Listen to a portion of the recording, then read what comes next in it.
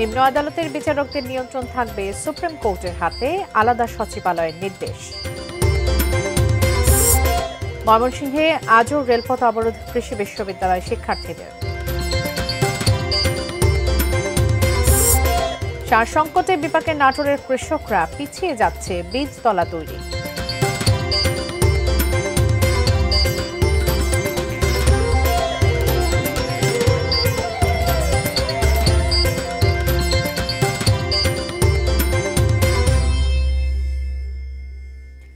দেখছেন ten news.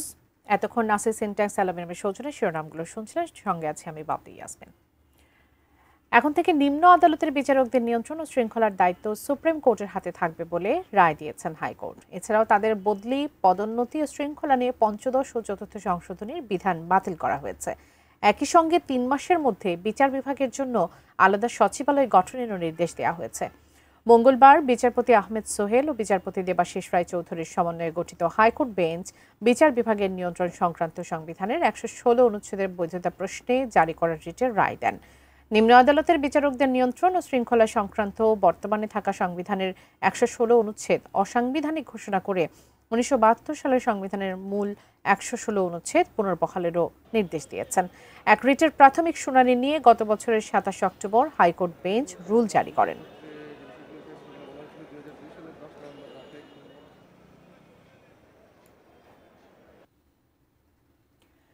আজও রেলপথ অবরোধ করে আন্দোলন করছেন বাংলাদেশ কৃষি বিশ্ববিদ্যালয়ের শিক্ষার্থীরা। ফলে ঢাকা ময়মনসিংহ রুটের রেল যোগাযোগ বন্ধ রয়েছে। সকাল থেকে আবারও ক্যাম্পাসে জড়ো হন শিক্ষার্থীরা। পরে রেলপথে অবস্থান নেন তারা। বিশ্ববিদ্যালয় অনির্দিষ্টকালের জন্য বন্ধ এবং শিক্ষার্থীদের হল থেকে নির্দেশ থাকলেও বেশিরভাগ শিক্ষার্থী হল ছাড়েননি। কম্বাইন্ড ডিগ্রির দাবিতে পশুপালন ও ভেটেরিনারি অনুষদের শিক্ষার্থীদের আন্দোলনের সময় রোববার রাতে তাদের উপর হামলা চালায় বহিরাগতরা। পরে ক্লাস পরীক্ষা অনির্দিষ্টকালের জন্য বন্ধ করার ঘোষণা করে শিক্ষার্থীদের হল ছাড়ার নির্দেশ দেয় বিশ্ববিদ্যালয়ের শিক্ষক সমিতি। তবে 6 দফা দাবি ঘোষণা করে আন্দোলন চালিয়ে যাচ্ছেন শিক্ষার্থীরা। এর আগে তারা রেলপথ অবরোধ করেন। হামলাকারীদের বিরুদ্ধে ব্যবস্থা নেওয়া সহ 6 দফা না মানা পর্যন্ত আন্দোলন চালিয়ে যাবার ঘোষণা দিয়েছেন বিক্ষুব্ধ শিক্ষার্থীরা।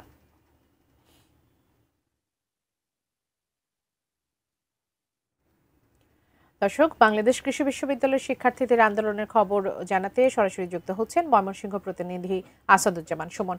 সুমন, ছাত্রছাত্রীরা এখনো নিশ্চয়ই সেখানে অবস্থান করছেন। আন্দোলন এখন কোন পর্যায়ে রয়েছে? নতুন কোনো তথ্য আছে কিনা আপনার কাছে? বাবলি, ধন্যবাদ আপনাকে। বাংলাদেশ কৃষি বিশ্ববিদ্যালয়ে কিন্তু আজকে 3 দিন যাবত অস্থিরতা বিরাজ করছে। আমরা দেখেছি যে কালকের আগের দিন শিক্ষার্থীদের উপর বহিরাগতদের হামলাকে কেন্দ্র করে কিন্তু এই বিশ্ববিদ্যালয় উত্তপ্ত হয়ে উঠেছে। আমরা জানিয়েছি যে বিশ্ববিদ্যালয় কিন্তু গতকাল সকাল 9টার মাঝে বিশ্ববিদ্যালয় কর্তৃপক্ষ শিক্ষার্থীদেরকে হল ছাড়ার নির্দেশনা দিয়েছিল, কিন্তু বেশিরভাগ শিক্ষার্থী কিন্তু এখনো হলে অবস্থান করছে, তারা কিন্তু হল ছেড়ে যায়নি। আজকে কিন্তু দুপুর থেকে এই যে ঢাকা ময়মনসিংহ রেলপথ রয়েছে সেটি কিন্তু তারা অবরোধ করে আন্দোলন করছে, বিক্ষোভ মিছিল করছে।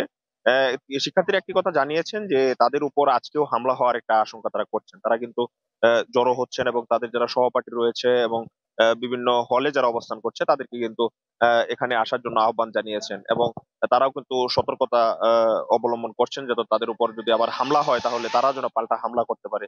আমরা দেখেছি যে এখানে বিশ্ববিদ্যালয়ে আইন শৃঙ্খলা যে বাহিনী রয়েছে, আইন শৃঙ্খলা বাহিনীর ব্যাপক উপস্থিতি আমরা লক্ষ্য করেছি। তারা কিন্তু কোনো ধরনের বিশৃঙ্খলা যেন এড়ানো যায় সেটির জন্য তারা কিন্তু কাজ করছেন। এই রেলপথ আটকানোর কারণে কিন্তু বেশ কয়েকটি ট্রেন আটকা পড়েছে পিছনের বিভিন্ন স্টেশনে। সেগুলোতে কিন্তু কয়েক হাজার যাত্রী রয়েছে যারা এই গরমের মাঝে ব্যাপক ভোগান্তির শিকার হচ্ছে। ফলে তারা কিন্তু বলছেন যে এই যে এই ভোগান্তি সেটি যেন না হয়, শিক্ষার্থীদের সাথে আলোচনা করে যেন এটি দ্রুত সময়ের মাঝে এই সমস্যাটা সমাধান করে, এমনটি কিন্তু ময়মনসিংহবাসী সহ এই রুটে চলাচলকারী যে যাত্রী রয়েছে তারা কিন্তু প্রত্যাশা করছেন।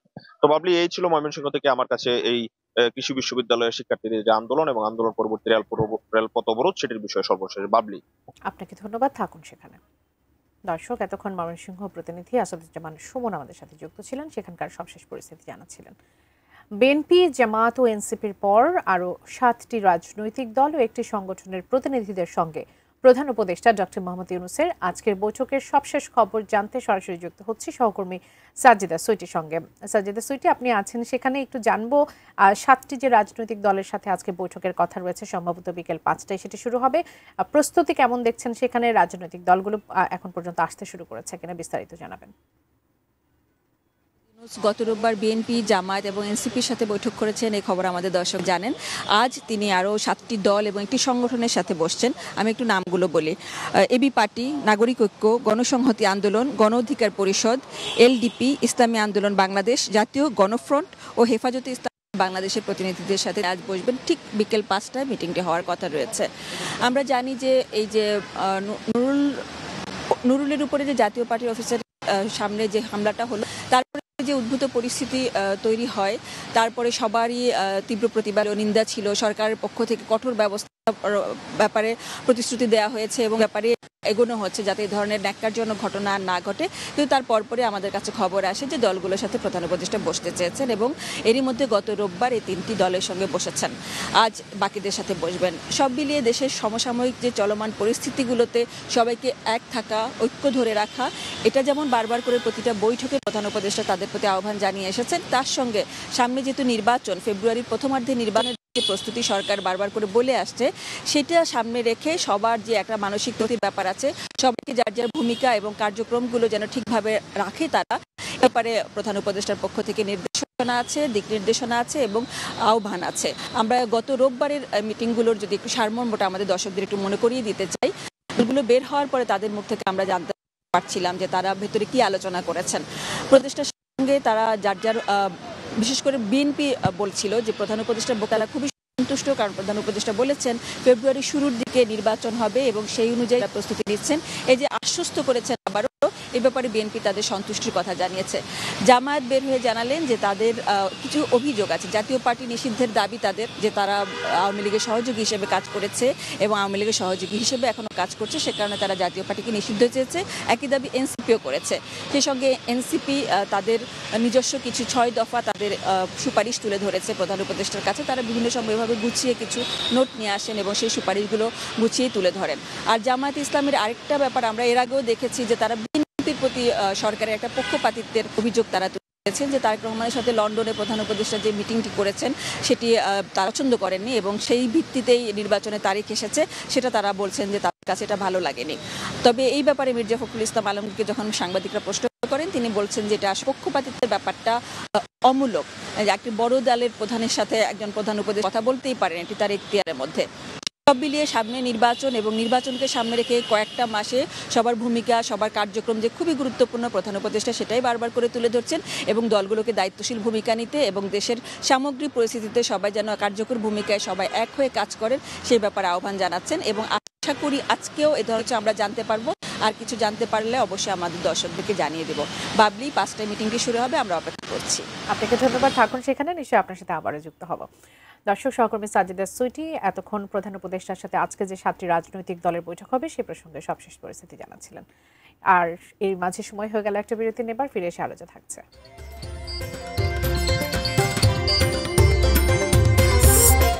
বরগুনার 12 আওয়ামীপন্থী আইনজীবী কারাগারে।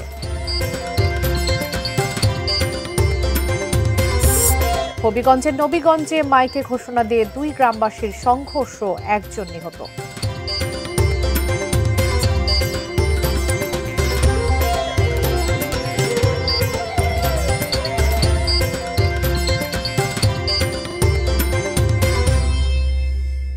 স্বাগত, আবারও দেখছেন দেশের খবর। নিম্ন আদালতের বিচারকদের নিয়ন্ত্রণ থাকবে সুপ্রিম কোর্টের হাতে। এছাড়া আলাদা সচিবালয় গঠনের নির্দেশ দিয়েছেন হাইকোর্ট। এ বিষয়ে বিস্তারিত জানতে হাইকোর্ট থেকে সরাসরি যুক্ত হচ্ছে সহকর্মী জাভেদ আক্তারের সঙ্গে। জাভেদ আছেন সেখানে, আজকে যে রায় হলো তার বিস্তারিত জানতে চাইবো। এই মুহূর্তে যদি ব্রিফিং চলে থাকে আমরা সেখানেও সরাসরি যুক্ত হতে চাই।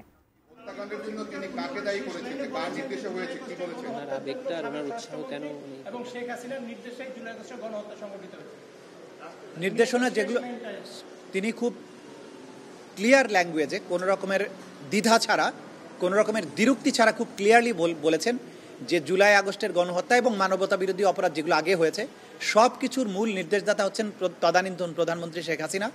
এবং জুলাই আগস্টের ব্যাপারে তিনি যুক্ত করেছেন আসাদুজ্জামান খান কামাল, যিনি স্বরাষ্ট্রমন্ত্রী ছিলেন। এই দুজনের নির্দেশে বাকি কর্মকাণ্ডগুলো হয়েছে সেটা তিনি পরিষ্কার করেছেন। তিনি আরও পরিষ্কার করেছেন পুলিশের মধ্যে কোন কোন কর্মকর্তা অতি উৎসাহী ছিলেন, কোন কোন কর্মকর্তা কমান্ড স্ট্রাকচার ভঙ্গ করে কাজ করতেন, কী ধরনের অপরাধ তারা সংগঠিত করতেন, সব কিছু তিনি ব্যাখ্যা করেছেন। আপনারা আদালতে ছিলেন, আপনারা সবাই শুনেছেন। আমরা বিশ্বাস করি আপনাদের মাধ্যমে এই সাক্ষীর যে বক্তব্য সেটা গোটা জাতির কাছে পরিষ্কার হবে। আপনারা কি আশা করেন এই প্রিন্সিপাল অ্যাকিউজ কি খালাস পাবে সেটা আশা করেন? এটার কমপ্লিটলি আদালতের বিষয়, এই ব্যাপারে আমরা কোনো মন্তব্য করবো না। আমরা আজকে সাক্ষী যেটা দিয়েছেন সেটার ব্যাপারে কথা বলছি।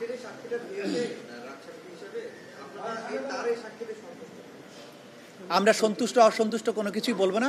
এটা চূড়ান্ত নিষ্পত্তির সময় আর্গুমেন্টের মাধ্যমে আমরা বলবো সন্তুষ্ট কিনা, এবং আদালত সিদ্ধান্ত নেবেন যে সাক্ষ্য তিনি দিয়েছেন সেটা ট্রু অ্যান্ড ফুল ডিসক্লোজার হয়েছে কিনা।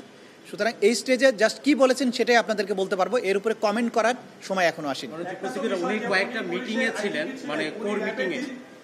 জি, পুলিশের আইজি ছিলেন, র্যাবের ডিজি ছিলেন, উনি ডিআইজি ছিলেন।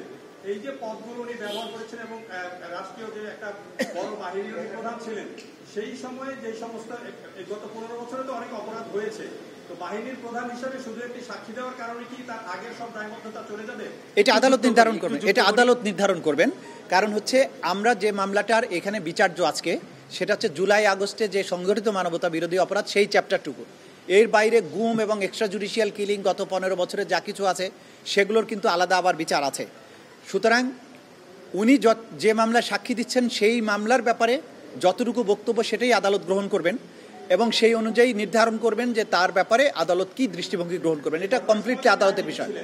মনোজিৎ প্রেসিডেন্ট, উনি কোর কমিটির মিটিং হতো স্বরাষ্ট্রমন্ত্রীর বাসায়, সেখানে উপস্থিত থাকতেন।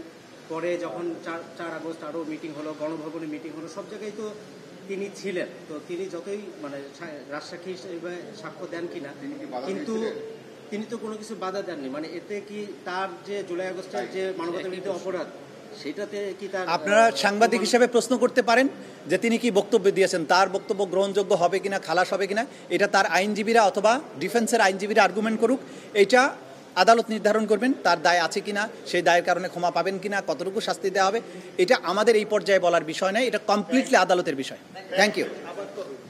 কালকে থ্যাংক ইউ। দর্শক, chief prosecutor advocate Mohammad Tajul Islam এতক্ষণ ব্রিফ করছিলেন সাংবাদিকদের উদ্দেশ্যে। আমরা সরাসরি যুক্ত ছিলাম সেখানে। দ্বিতীয় দিনের মতো চলছে কক্সবাজারের বাঁকখালী নদীতে গড়ে ওঠা অবৈধ স্থাপনা উচ্ছেদ কার্যক্রম। দখলদারদের উচ্ছেদ কার্যক্রমে বাধা ইট পাটকেল নিক্ষেপে এক পুলিশ সদস্য আহত হয়েছেন। ঘটনাস্থল থেকে আটক করা হয়েছে 3 জনকে।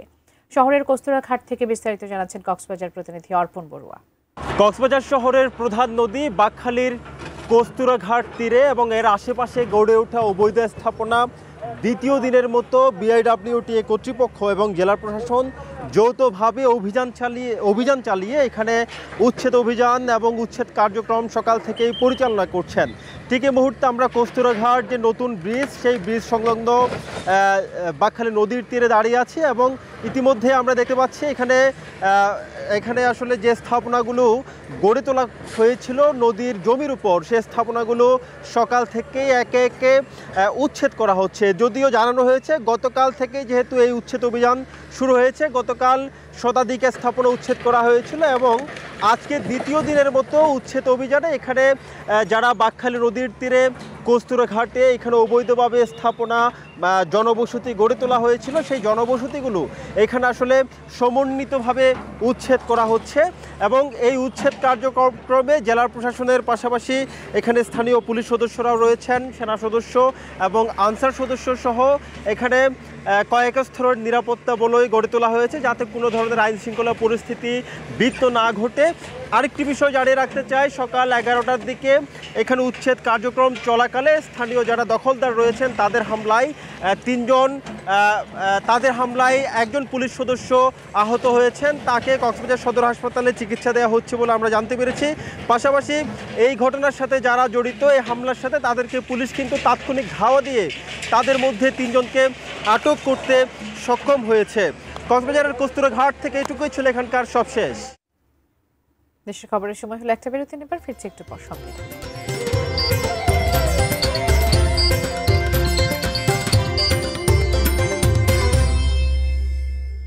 স্বাগত আরও একবার, দেখছেন দেশের খবর।